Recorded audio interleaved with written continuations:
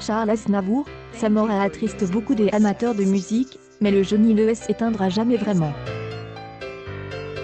La preuve en est qu'un événement majeur vient d'être annoncé. Un hommage qui fera le plus grand bonheur des nombreux fans de l'interprète de la bohème.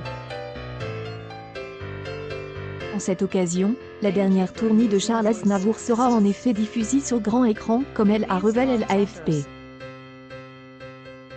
Le jeudi 10 décembre, ceux qui entendent pourront découvrir ses interprétations de chansons historiques à travers la France lors d'une projection de film unique.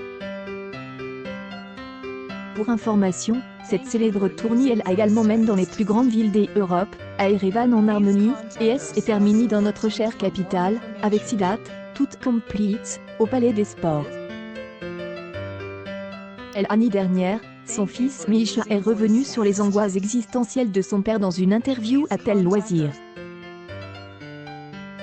Le fils de Aznavour a confié que son célèbre père avait peur de la mort et que cette peur avait commencé à vivre en lui dès l'âge de 60 ans. C'est à l'âge de 94 ans qu'il est finalement retiré.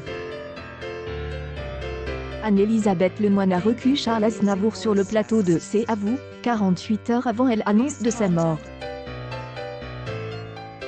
Un choc qu'Hélène n'a pas encore oublié. Invitée le jeudi 30 janvier dans l'émission À la bonne heure, présentée par Stéphane Bern et diffusée sur RTL, Anne-Elisabeth Lemoine revient sur un des moments les plus marquants de sa carrière. 48 heures avant sa mort, l'animatrice a recueilli le chanteur Charles Aznavour sur le plateau de C'est à vous. C'était presque un véritable traumatisme, car nous avions passé une heure avec lui le vendredi alors qu'il était fringant. Et le sentiment de recevoir un petit jeune homme, il avait une veste comme celle que on porte à 20 ans avec des couleurs très éclatantes, a-t-elle déclaré. Il était ravi d'être là et quand on nous a appris sa mort lundi, nous avons tous été saisis, stupéfaits. 48 heures avant comment c'est possible, il paraissait aller si bien. Il était plein de projets, il pensait célébrer ses 100 ans sur scène, et j'y croyais fortement.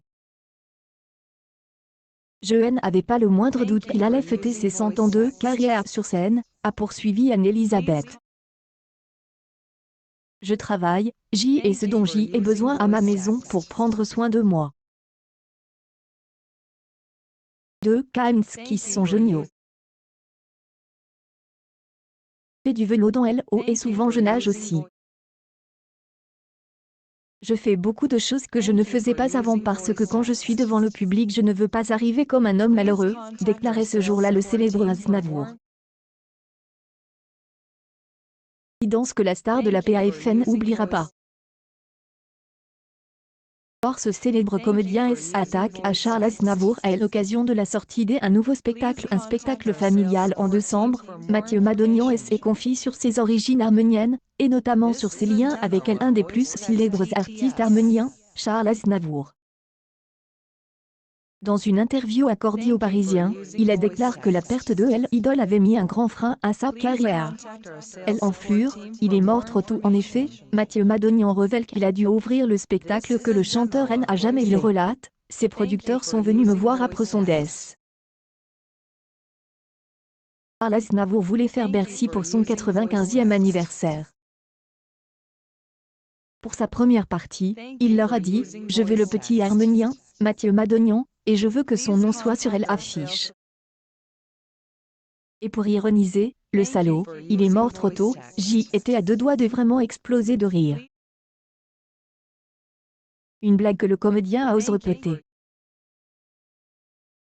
Compte sur Europe 1, il y a quelques jours, je lui reproche énormément d'être mort. Et pour cause, il connaissait bien Charles Aznavour. Dans les colonnes du quotidien, il se confiait affectueusement, je l'aimais beaucoup. Était la dernière grande star française. Et de belles histoires avec lui, 4 repas, 4 histoires formidables. Le Madonian mentionne notamment une aventure qu'il a vécue avec la star Charles Aznavour, Je me suis été fatiguée et je lui ai donc dit « Charles, on va se coucher ?» Et il a répondu « Attends, on va goûter le dessert. » Le comédien se souvient, je joue à l'Apollo Theatre, il vient me voir, ça marche plutôt bien. La connaissance de Charles Aznavour. Dans ma loge, il me dit « Je t'ai averti, je n'ai rien entendu, j'y ai oublié mon appareil auditif, mais je repasserai. » Pour rappel, Charles Aznavour est décédé le 1er octobre 2018, suite à un œdème pulmonaire de 94 ans. News People Charles Aznavour, 2 ans après son décès, son entourage fait une annonce.